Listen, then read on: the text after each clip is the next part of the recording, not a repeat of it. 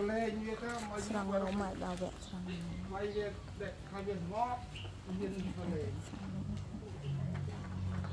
ឆ្អិនហើយស្រង់លំសំ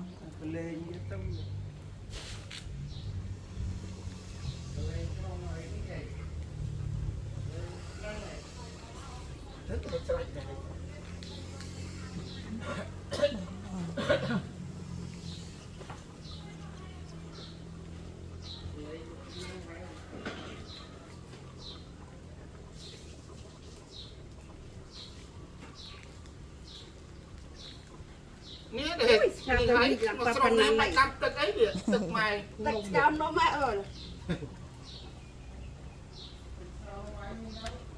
ស្រង់ហើយកុំខ្លាំងស្រង់នំអីដាក់ស្រង់ក្លឹបផងអាកោស្អាតចេះ